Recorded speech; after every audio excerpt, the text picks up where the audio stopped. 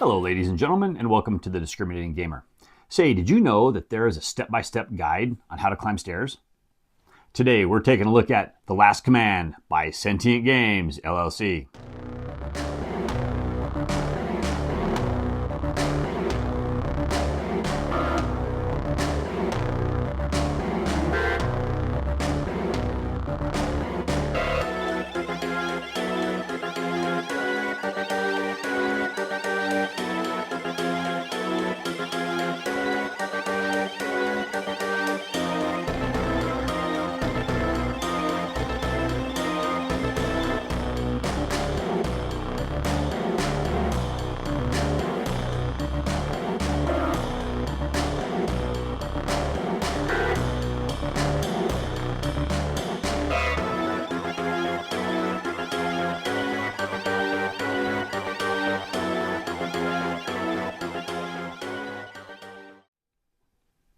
The Last Command by Sentient Games LLC is a dual deck building game for 1 to 2 players. It can be played in 30 to 60 minutes. And basically what it is one person is going to take on the role of the Federation, the other person is going to take on the role of the Sender. And this is a side-by-side ship combat, broadside, you're dueling it out. So basically this is it. 50 years ago, there was a vicious unknown group that invaded the settled systems, all right? Well, the Federation drove them out, and guess what? They come back, they want their revenge, and you need to go pilot a ship because you need to take care of business, and you need to take them down, or this will be your last command. So to set up the game for the last command, what you're going to do is each person is going to decide who they want to play. One person is going to play the Federation, one person is going to play the Sender. And what you're going to do is you're going to put your battle maps across from each other.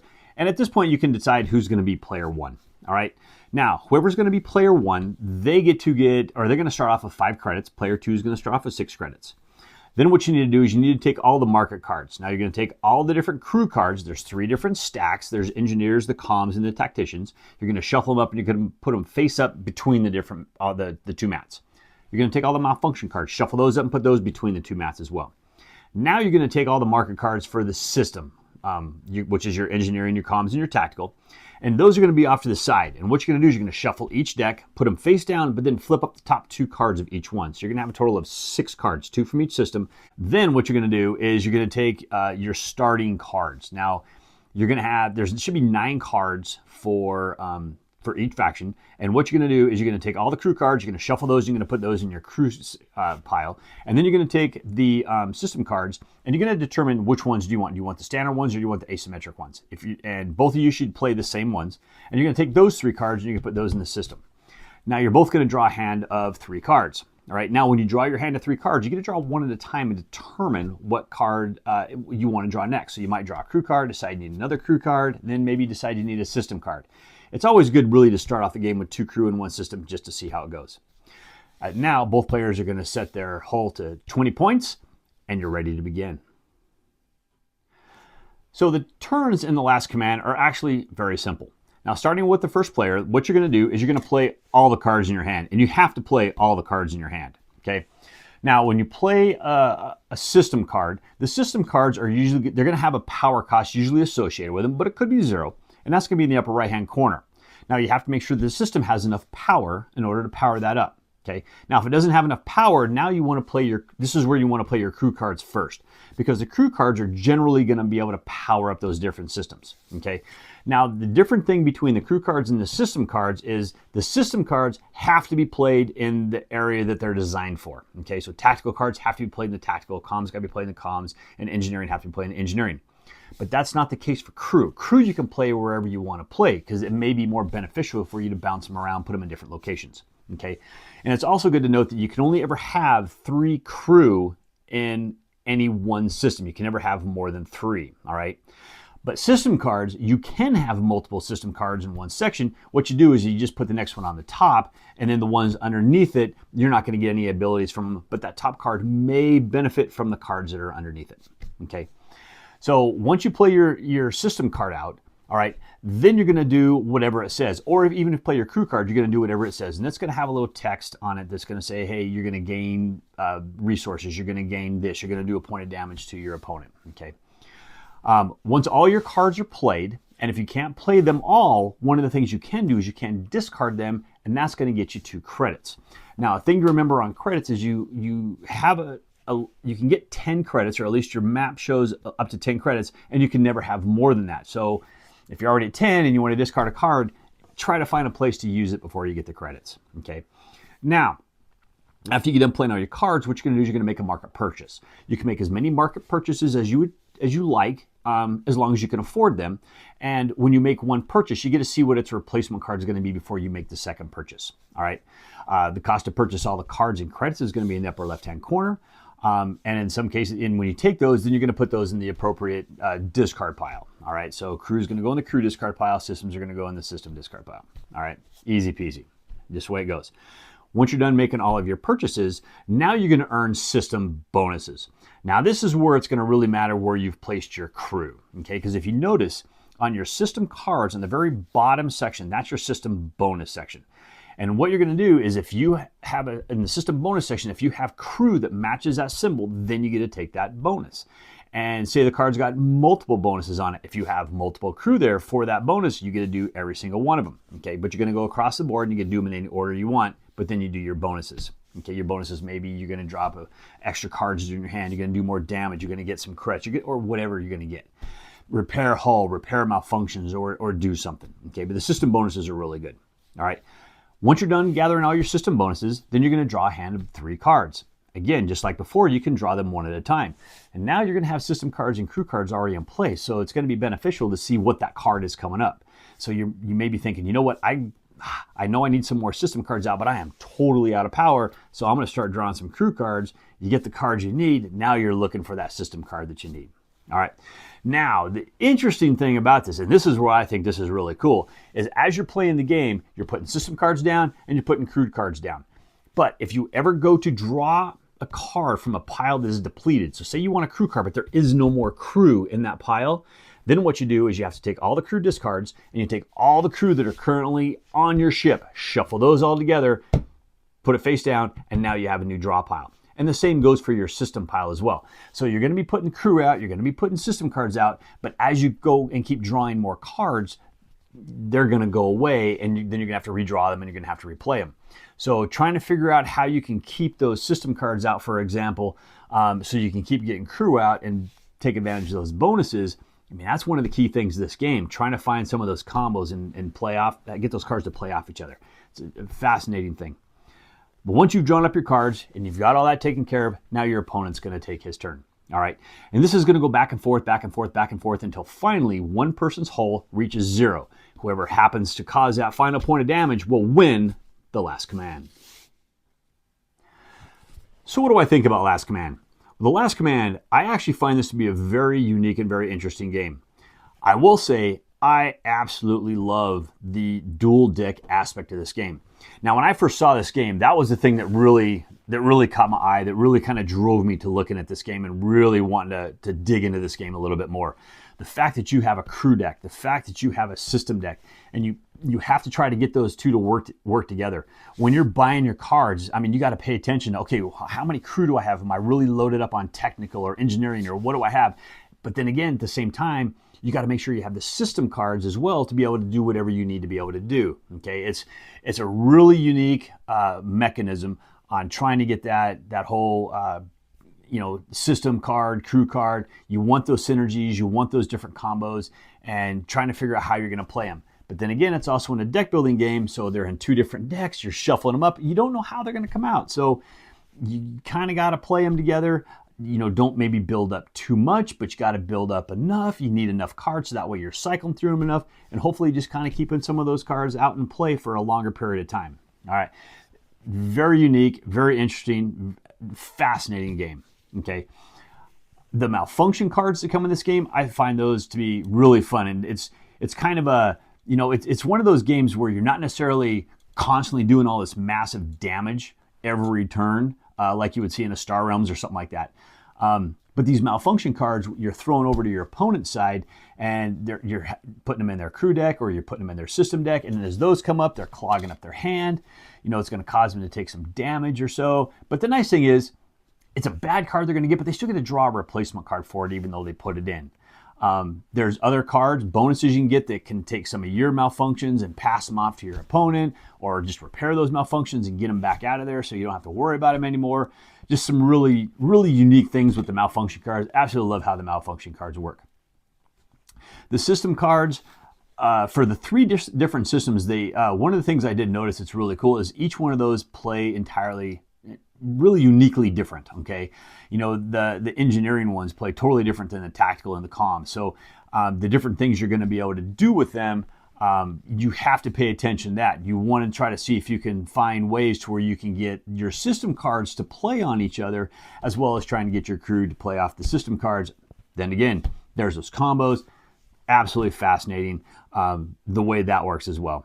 Okay. Now, the other thing I wanted to mention too is the art in this game is absolutely phenomenal. I can't get over the art of this enough. I love looking at the cards. I love looking at these play mats. Ty from Sentient Games, he sent me the deluxe copy of this game. So the mats actually roll up and they're inside the box, so you can pack it with you, the whole thing. Absolutely phenomenal. The components of this game, top notch. I mean, this is just a beautiful, wonderful production of this game. Absolutely love it. Okay. Now, I've said a few good things about this game, and there's even more. I could just go and rant about this game. I mean, I do. I really like this game. But I do have one negative to this game that I'm going to bring up. And this is something that, I've come across it, and I know Cody's come across it when we played as well. And it does have to do with the malfunction cards. I like the malfunction cards. I like how they work. But one of the problems with the malfunction cards is, if I remember, one of the ones we looked at, it says on the very bottom of them that when you play this card and you discard it back to the deck that you've drawn it from. Well, if I drew a malfunction card from a crew deck or I drew a malfunction from a system deck, maybe both in the same turn, I got to remember which one they went to. Or if I'm drawing all my split cards, but I get one malfunction card, sometimes myself personally, I forget which deck I pulled it from because I'm thinking about other things at the same time. So the last thing I want to think about is, what deck did I pull a malfunction card from? It should be, one of a couple things. I mean, I can put a token down, say, oh, a malfunction card. All right, I'm going to put a token over here by the system deck. Okay, because that's where I pulled it from, so I know that's where it's got to go or something like that. I found that to be kind of weird, kind of unique. It's almost like there needs to be malfunction cards for system and malfunction cards for crew or something like that. It's just because honestly, I had a hard time remembering which deck I pulled it from. We just kind of guessed and said, I think it was system, just put it in there or whatever it is. Because I know when I was playing the game, I would be putting cards in both Cody's decks. Man, he would have crew malfunctions. He would have system malfunctions. He would have malfunctions all over the place if I can help it. We couldn't remember which deck they came from when he was drawing his card because, who knows? I don't know. Does it really matter? I found it really didn't matter that much as long as it went back in one of the discard piles. Most of the time I threw him in his crew and he tried to put him in his system or something along those lines. But that's okay. Enough on the malfunctions. That's honestly, I think that's probably my only real complaint with this game is how to handle the malfunction cards after you play them. But as far as malfunction cards go, I absolutely love them. You take a point of damage, maybe 2 points of damage, but you get to draw a replacement card. So it's not really hosing you that bad. It's just kind of annoying a little bit. So you do want to get them taken care of. Okay. The bonuses though, I absolutely love those bonuses. I love trying to find the crew to work with the system and how we're going to get those to play together. If I can get multiple different crew types in one particular system, so that I can just keep constantly getting these different bonuses or get new system cards to where I can keep playing, leave those crew there, but I can keep playing these system cards. So if I can get, I think at one point I had almost all my crew filled up in all 3 rows. So all I kept doing is mostly just drawing system cards until I had to try to find a way to get some more resources to play more system cards. It just because I was actually being able to get enough on some of the bonuses. So you want to try to play those as much as you can. The longer you can leave your cards out, the more beneficial it may actually be for you. If you keep stripping them off your ship, well, then you don't have all those bonuses, and it's almost like you're starting over again. So trying to find ways you can keep those crew or keep some of those system cards down is always going to be beneficial. And the main thing with the system cards too is once you play them, you get this main bonus, but that's it. You never get that main bonus again. It's only about the bonus. So you try to find the ones where you can get the good bonus. Otherwise, nope, cycle them, try to get those ones back in again. I like to leave my crew out a little bit longer if I can. So absolutely phenomenal. Totally loved it. One of the things I said I wanted to talk about just a hair is I want to talk about the solo aspect of this game. Now, the solo aspect of the game, it's okay. This is a two-player game in my book. This is really a two-player game. But the solo version of this game is great for learning it, great for kind of digging into the combos. Because basically what happens is you're going to play one side or the other, all right? And when and whoever the AI is, opponent's going to be, is they're going to not have separate decks. They're going to put all their crew and all their system into one deck. And then you're going to take X number of different types of cards and you're going to create a draw deck for them. And that's where they're going to be pulling their cards from. And then there's a whole hierarchy of during the turn, what they're going to do, what order they're going to do things. And it's really not confusing on how to do that. It's pretty straightforward, pretty self-explanatory. But I didn't find it to be overly difficult, but I did find it to be just not as enjoyable. But on top of that, it was a really good way for me to learn the game. I was able to understand the mechanics of the game. Not necessarily from the AI side, but from my side, because my turns still were exactly the same. I still had to do all of the same steps. So I got to function on that, grab a couple cards for the AI, take care of them, and then I'm done. Okay. So even though the solo system, like I said, I don't find it as good, but I think it's totally worth it. And it's a great way to play the game. And honestly, if I just get, if I got 20, 30 minutes free and I just want to sit down and play a game, I could totally play this game solo. And I'm actually okay with it. Just to put it out here and now and then, just to kind of get a refresher on it and just keep it fresh in my brain. Totally cool with it. Okay. But there you go. That's the last command. So the big question, how am I going to rate this game? All right. Let's see. Cody scale of rating this game. You know what? Right now, I'm actually going to put this game at about an 8. Okay. I have fun playing this game. I love playing this game. Will it stay at an 8 for me? We'll see. The more I play this game, the more I'm going to keep seeing the same cards over and over and over again. Now, one of the nice things about playing this game solo versus two-player is solo I saw a lot more cards. As a two-player game, I didn't see nearly as many cards, so I didn't go through them quite as fast, so the game's going to stay fresher for me. But as it is right now, this game's a solid 8 for me. More expansions for this game, more content, maybe another faction that's going to come in. That's only going to help hold this game there and possibly send this game even higher for me. But like I said, I love playing this game. I will play this game anytime somebody wants to. Absolutely phenomenal. I think Ty McDonald did a great job designing this game. I am so glad that I had this. This game will stay in my collection. I will play this over some of the other simpler deck builders that I have out there, and it's super easy to teach. So there you go. My rating for this, an 8. Well, thank you once again for joining us today on The Discriminating Gamer. As always, we please ask that you like this video on YouTube, on Facebook, on X, on Board Game Geek. We also please ask you to leave us a comment on all those platforms. And if you like the content we provide here, subscribe to us on all those channels as well. We'd love to have you as part of our family. And you know what? You can click that notification button, and that way you get notifications when all of our videos come out, and you can see them when they first drop. And also, ladies and gentlemen, if you like the content that we provide you here, we humbly ask that you click on the Super Thanks button and leave a tip. So tell me, what is the least spoken language in the world? Sign language.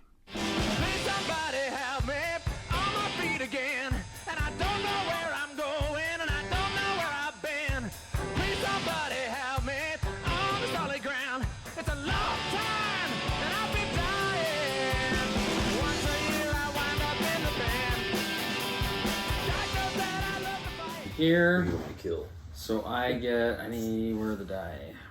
Okay. So, alright, so my dragons first. Oh my god. Yes! Alright. Woo! This guy's winning. better.